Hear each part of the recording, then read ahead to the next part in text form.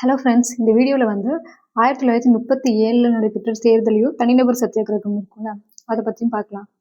1934 பிப்ரவரி 6ஆம் தேதி வந்து ராஜாஜி வந்து சிறையிலேருந்து வெளில வந்திருப்பார். அவர் வெளில வந்ததுக்கு அப்புறமே காங்கிரஸ் வந்து மத்திய மாநில தேர்தலில் வந்து போட்டியிடணும்னு சொல்லியிருப்பாரு. அந்த தேர்தல் பிரச்சாரத்து ஏற்பாடுகளையும் இவரே பார்த்துருந்துருப்பாரு.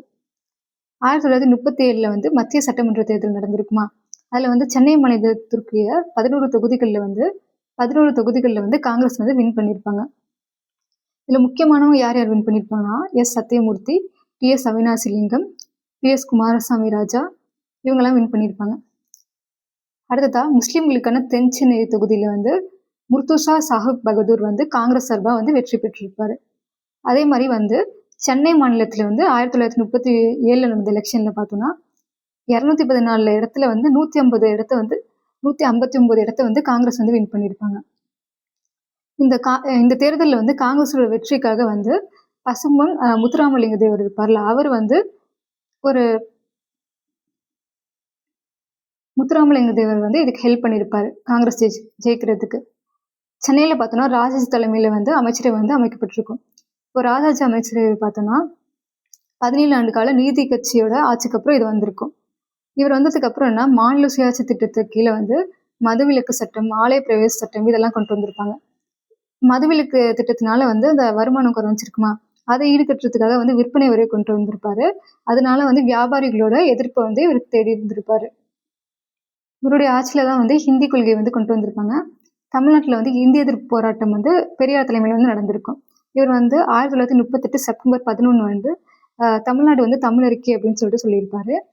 பெரியாரை பார்த்தோன்னா இந்த ஹிந்தி எதிர்ப்பு போராட்டத்துக்காக வந்து 2 வருஷம் தண்டனை கொடுத்து பெல்லாரி சிறையில் வந்து அடைச்சிருப்பாங்க 1938 டிசம்பர் 6.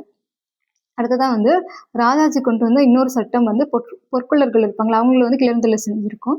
1939 2ஆம் உலக போரில் வந்து காங்கிரஸார்கள் இந்தியாவோட பெர்மிஷன் இல்லாமலே இவங்க வந்து போரில் இருக்கிறதா வந்து அறிவிச்சிருப்பாங்களா பிரிட்டிஷாரு. அதனால வந்து காங்கிரஸார்கள் வந்து பதவி விலகி இருப்பாங்க. அதுபடி வந்து ராஜாஜி வந்து மாநில சுயாட்சி அவரோட இது வந்து முடிவுக்கு வந்திருக்கும் அமைச்சரவை. கே. ராஜன் வந்து இதை என்ன சொல்லியிருப்பாரு அப்படின்னா, இது வந்து தவறான முடிவுன்னு சொல்லியிருப்பாரு. இதனால் வந்து பிரிட்டிஷார் வந்து மாநிலங்களோட நிர்வாகத்துக்கு நேரடியாக பொறுப்பேற்று போருக்கான முயற்சியை வந்து முடக்கி விடுவாங்க, அந்த மாதிரி அவர் சொல்லியிருப்பாரு. தனிநபர் சத்தியாகிரகம் 1940 இதை பார்க்கலாம்.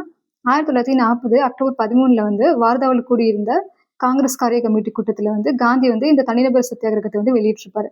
தமிழ்நாட்டில் நிறைய பேர் இதை கலந்துருப்பாங்க. இதில் வந்து தமிழ்நாட்டிலேருந்து கலந்துக்கிட்ட முதல் தனிநபர் சத்தியாகிரகி யாருன்னா டாக்டர் டி.எஸ்.எஸ். ராஜன், இவர் தான். தமிழ்நாட்டில் வந்து காங்கிரஸ் சர்வாதியாக பொறுப்பேற்ற காமராஜர் வந்து என்னன்னா, தமிழ்நாடு ஃபுல்லாக வந்து சத்தியாகிரகிகள் லிஸ்ட்டை வந்து எடுத்துக்கிட்டு காந்தியை பார்க்கறதுக்காக போயிருப்பாரு. அப்போ வந்து கூடல் புக வேண்டிய நிலத்தில் இவர் வந்து அரெஸ்ட் பண்ணிட்டு வேலூர் சிறையில் வந்து அடைச்சிருப்பாங்க. தஞ்சாவூர், செங்கற்பட்டு, கோவை மாவட்டத்திலலாம் பார்த்தோம்னா யாரெல்லாம் அந்த தனிநபர் சத்தியாகிரகத்தில் ஈடுபட்டாங்கன்னா, அந்த பெரிய பெரிய நிலச்சுவாந்தர்கள் இருப்பாங்க, அவங்க வணிகர்கள், இவங்க எல்லாருமே வந்து ஈடுபட்டிருப்பாங்க. அடுத்ததாக பார்த்தோம்னா யாரெல்லாம் அந்த தனிநபர் சத்தியாகிரகத்தில் பங்கேற்று ஜெயிலுக்கு போயிருப்பாங்கன்னா, ராஜாஜி, சத்யமூர்த்தி, டி. பிரகாஷன், அடுத்தது எம். பக்தவச்சலம், பி.எஸ். குமாரசாமி ராஜா, வேற யாருன்னா இதில் வந்து ஒரு கேர்ள் நேம் சொல்லியிருப்பாங்க, யாருன்னா திருமதி நீலாவதி ராமசுப்ரமணியம், இதை பார்த்துக்கோங்க.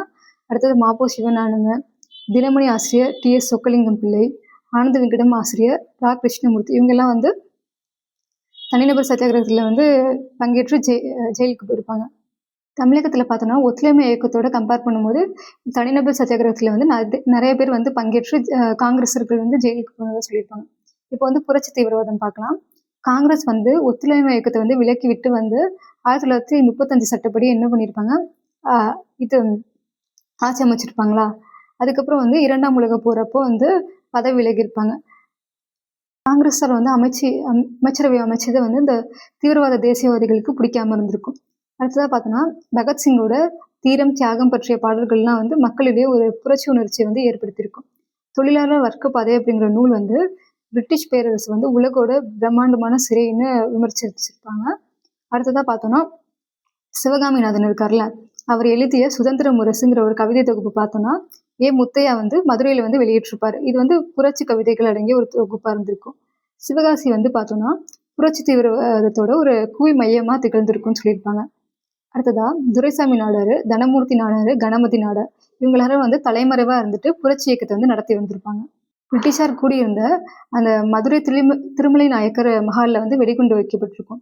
1937 மே 12 பிரிட்டிஷ் ஆட்சியை வந்து ஒழிக்க சதி செய்தாங்க அப்படின்னு சொல்லிட்டு உடுமலைப்பேட்டையில் வந்து நரசிம்ம நாயக்கரையும் அவங்களோட சகாக்களை வந்து கோவையிலையும் வந்து கைது செஞ்சுருப்பாங்க. 5 ஆண்டு வந்து இவங்களுக்கு சிறை தண்டனை கொடுத்து பெல்லாரி சிறையில் வந்து அடைச்சிருப்பாங்க. சிறை கொடுமை தாங்காமல் நரசிம்ம நாயக்கர் வந்து அதிலே உயிரிழந்திருப்பாங்க. தேங்க்யூ.